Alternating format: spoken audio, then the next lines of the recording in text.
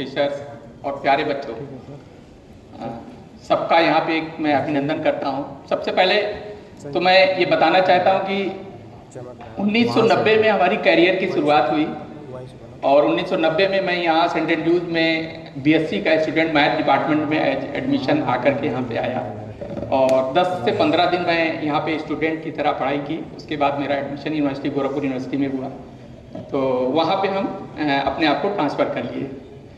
हमारे प्रोफेसर साहब शमशाद साहब ने जब हमें इन्विटेशन दिया तो मैं तो एक प्रोफेशनल कोई स्पीकर हूँ नहीं, बट उन्होंने बताया तो मुझे लगा शायद हमारे इस एक्सपीरियंस का हमारे बच्चों को कुछ बेनिफिट हो पाए।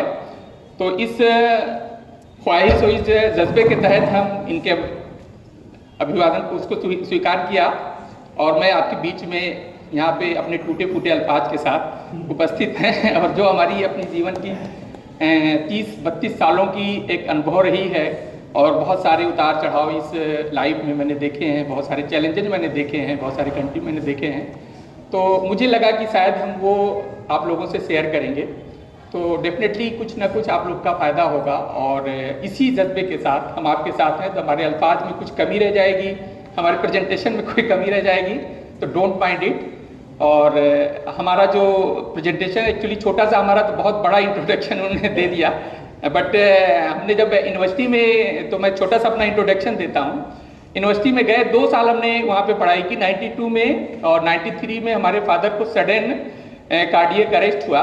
तो हमारी एक छोटी सी दुकान हिमालय प्लाई के नाम से दीवान बाजार में थी, तो मैं एग्ज़ाम वहाँ पे मिस किया और मैं बिजनेस ज्वाइन कर लिया। क्योंकि हम अपने फैमिली में सबसे बड़े थे तो वहाँ पे एक बीइंग रिस्पॉन्सिबिलिटी एक फैमिली की, हमने बिजनेस ज्वाइन किया और मैंने एजुकेशन को ड्रॉप आउट कर दिया और मैं कभी फिर ग्रेजुएट नहीं हो पाया। तो एग्ज़ाम उस वक्त हमने फर्स्ट ईयर सेकंड ईयर दोनों क्रॉस किए थे, बट थर्ड ईयर में हम एग्ज़ाम नहीं पार्टिसिपेट कर पाए और कभी भी मैं ग्रेजुएट नहीं हो पाया। तो उसका अपनी ज़िंदगी में हमेशा मलाल था, हमको ये था कि पढ़ करके कहीं पे हम एकेडमिकली कहीं पे जाएंगे। तो बहरहाल फैमिली की जिम्मेदारी थी, फैमिली में और छोटे ब्रदर और सिस्टर थे, उन लोगों की बीइंग जिम्मेदारी, हम बिजनेस को ज्वाइन किए और धीरे धीरे अपना बिजनेस शुरू किया। मैंने फादर का स्टेबल किया हुआ बिजनेस था और उस बिजनेस को वहीं से हमने शुरू किया।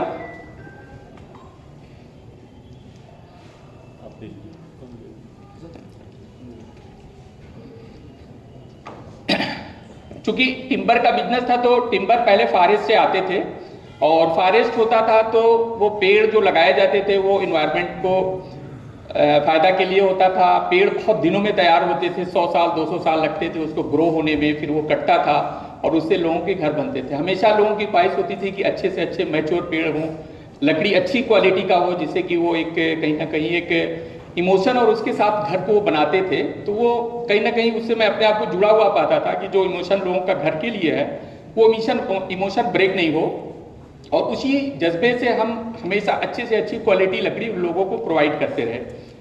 धीरे धीरे ये चीज़ हुआ कि भाई डिफॉरेस्टेशन हो रहा है, पेड़ काटे जा रहे हैं, इन्वायरमेंट के लिए हार्मफुल है और ये चीज़ दुनिया के लिए नुकसानदेह है। सारी दुनिया में ये बातें होने लगी, हम लोग भी उस दिशा में सोचना शुरू किए और ये हुआ कि भाई ये अगर दुनिया की जो इंसान की घर की ज़रूरत है उसको पूरा करने के लिए हमें एग्रो फॉरेस्ट पे डिपेंड होना पड़ेगा।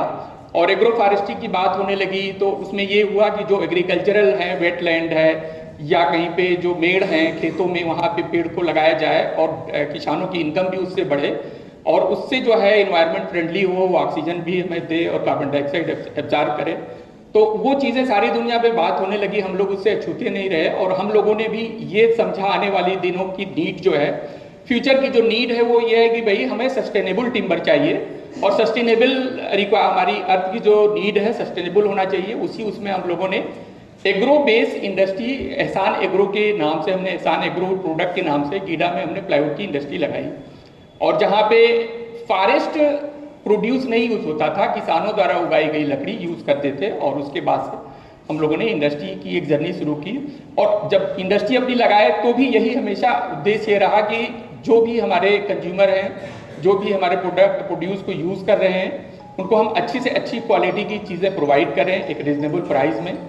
और वहीं से अपना टेक्नोलॉजी को बहुत करीब से समझने का मौका मिला और ये समझ में आया कि अगर हम प्रॉपर टिम्बर को क्यूरिंग कर दें टेक्नोलॉजी से तो उसकी लाइफ कोई भी और जो पुराने टिम्बर पे साखू जैसे होता था उनसे बहुत बेहतर हो सकता है और उसका परफॉर्मेंस कहीं ख़राब नहीं होता है, और वो आज यूज़ भी हो रहा है। आप लोग बहुत सारी क्वालिटी के प्लाईवुड और यूज़ कर रहे हैं, जो कि एक तरह से टेक्निकल फॉर्म है टिम्बर का। कोई भी उसमें फ़र्क नहीं है, एक तरह से टेक्नोलॉजी उसमें इम्प्लीमेंट करके उसको टिम्बर को प्लाईवुड बना दिया गया, और वो भी एक तरह से इंडस्ट्रियल टेक्नोलॉजिकल यूज़ है। उसके बाद से कंटिन्यूअस हम लोग और भी प्रोडक्ट, लैमिनेट अपनी एक इंडस्ट्री लगा है जो कि गीडा में आप लोग 13 को विजिट करेंगे तो उसमें आप देखेंगे। फर्नीचर की इंडस्ट्री हमने लगाया है जिसमें कि बहुत सारे मॉडर्न टेक्नोलॉजी, सॉफ्टवेयर से लेकर के, मशीन से लेकर के, ह्यूमन इंटरवेंशन, सारी चीज़ें यूज़ हो रही हैं। एक्चुअली टॉपिक हमको दिया गया है टेक्नोलॉजी यूज इंडस्ट्री, ये इतना ब्रॉड टॉपिक है, इतना ज़्यादा फैला हुआ है कि इसके बारे में बोलना बहुत ही मुश्किल काम है, और थोड़ी देरों में इन बातों को समेटना मेरे लिए बहुत मुश्किल था। बट मैंने कुछ पॉइंट जो अपने पूरे ज़िंदगी के अनुभव में मैंने समझा कि हाँ भाई, दुनिया की जो और कंट्रीज़ हैं किस तरह से इन सब चीज़ों को यूज़ करके कैसे ग्रो किए, तो वो चीज़ को मैंने निचोड़ के थोड़ा बहुत अपने जो भी तरीके से मैं बना सकता था एक पीपीटी बनाया, ताकि हम शायद आप लोगों को एक अच्छी तरीके से उस चीज़ को समझा पाएँ। तो जैसा कि आप देख रहे हैं, what is the technology. Technology actually क्या है? टेक्नोलॉजी क्या है कि मैन पावर की कैपेबिलिटी को इन्हांस करना टेक्नोलॉजी है। एक ज़माने में टेक्नोलॉजी था कि जब एक लकड़ी के फट्टे से पत्थर को कोई हटाता था और वहाँ पे एक लिवरेज उसको मिलता था और एक एक्स्ट्रा पावर उसको जनरेट होता था, वो उस ज़माने में टेक्नोलॉजी था।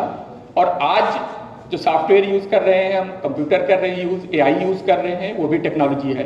तो ये आप लोगों को देखना है कि भाई टेक्नोलॉजी कब क्या थी और आज क्या है। ये बहुत बड़ा, आप लोगों के एक साइंस स्टूडेंट होने के नाते ये बहुत ही बड़ा एक लर्निंग और बहुत ही बर्निंग टॉपिक है कि भाई टेक्नोलॉजी को आप किस तरह से समझें। तो टेक्नोलॉजी बहुत ही ब्रॉड है। मैन एंड टेक्नोलॉजी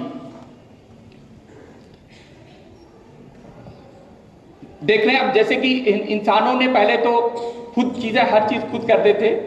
इंसानों ने छोटी छोटी धीरे धीरे मशीनें बनाई और उन मशीनों से